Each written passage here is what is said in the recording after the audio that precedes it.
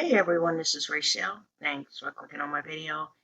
And I wanted to come in today and talk about a couple of these YouTube challenges that I have seen and I think are really funny. The first one is this crate challenge. Y'all ain't no way. That's the challenge when they stack up the crates and, people are walking up the crates. I could just see me stretched out, fucked up, y'all. Back jack, neck jack, legs jack. There is no way. When you're watching these challenges, my thing is, who came up with this? And why did they think this was a good idea? I've seen a couple where when the people landed, I'm like, I know when the video went off, somebody had to call 911 to scrape them up off the ground, y'all. There's no way, especially not at my age, because I could just see me, like I said, stretched out on the ground, jacked up, and being rushed away in an ambulance. So that's one that I would not even try. Now, the second one, this one, y'all, when I watched it, I was crying because it had me rolling.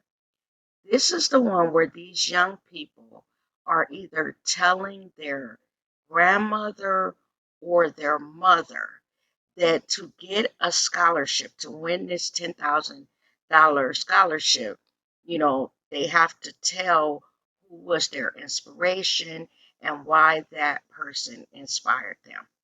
The one that has me on the floor every time I watch it. It's this little young, cute girl, and she has her grandmother who is just so scrumptious, y'all. She's just so cute.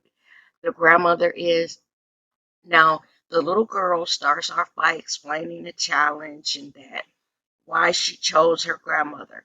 Now, in this particular challenge, this little girl is saying that her grandmother used to be a prostitute and that her pimp was her pawpaw and that he had slapped the grandmother upside the head with a frying pan. Y'all, the first time I watched that, it was early in the morning and it was before I had to be at work at 9:30. Now y'all know I work from home. I am sitting in my house watching this video rolling. I know that if these walls were thin where I live at, my neighbors would have had a thought that I was crazy because that's how hard I was laughing. The look on the grandmother's face when the story that the little girl is telling starts to unfold, y'all, it had me dying. The grandmother is trying her best to roll with this story so her grandbaby can get this $10,000 scholarship. But you can tell the moment that the grandmother is like, fuck this. I cannot sit here and let this little girl tell these people that I was a prostitute, that my husband, which is the little girl's pawpaw, was my pimp and he used to be chasing me and he busted me upside the head with a frying pan. Girl, I was crying. There's a part in the video where the little girl finishes telling her story. And the grandmother is sitting there like, well, no, I don't think I can get with this. She says, so I was a prostitute. And the little girl said, yeah, yeah, grandma, blah, blah, blah. And the grandmother says, and your papa hit me upside the head with a frying pan. And the little girl was like, mm-hmm. The grandmother basically at that point, she blows up like, this. What did I get dressed for to sit here and listen to this? She can't get up off the couch. She's so mad she's trying to get up off the couch, but you know how when you get older, it take a minute. You gotta rock up. The grandmother basically tells the little girl, I don't care if they trying to give you $1 million. Little girl, I'm not going for this. Y'all, I was crying. And the reason why I was laughing so hard is because I thought of some of the older women in my family and their response to this. Now, funny thing is, my grandmother, who passed a couple summers ago, she would have thought it was funny. Um, she would have, been saying little stuff. Now, I wasn't no prostitute. I'm gonna go along with this. But my grandmother had a really, really good sense of humor. And that's why all of us grandkids, we loved her. I am the oldest grandchild, and my grandmother had 12 kids. But my grandmother was a very, just, bubbly person, good sense of humor, and she loved to laugh. So I know that while she probably would have been cussing until she figured out what was going on, she would have got a kick out of it. Not so much for some of the other older women in my family.